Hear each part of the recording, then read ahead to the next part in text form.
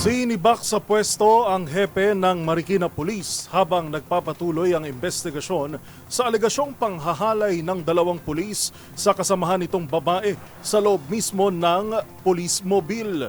Ang dahilan sa likod ng direktiba sa report ni Edniel Parosa. Nirelieve muna ang hepe ng Marikina City Police habang iniimbestigahan ang reklamo ng pangahalay ng dalawa nitong tauhan sa kanilang kabarong Lady Cup nitong nakaraang buwan. Yan ang inanunsyo sa pulong palitan sa Campo Crame sa pangunguna ni PNP Chief Police Senate General Jose Melencioner Tatis Jr. at Eastern Police District Director Police Brigadier General Aden Lagradante. Ayon kay Lagradante, kasama sa mga inalis dahil sa command responsibility ay ang station commander ng mga suspect.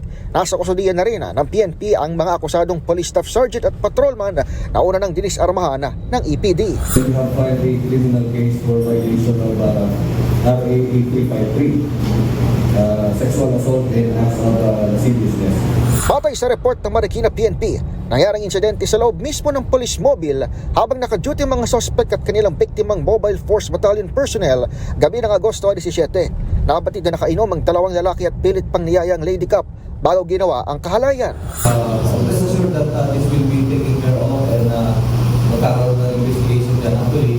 Na-investigahan na yan. Bukod sa kasong kriminal, sinampahan na rin ang reklamong administratibo ang mga suspect. Para sa MBC TV Network News, ito si Edniel Parosa na Laser H. Una sa Pilipinas, una sa Pilipino.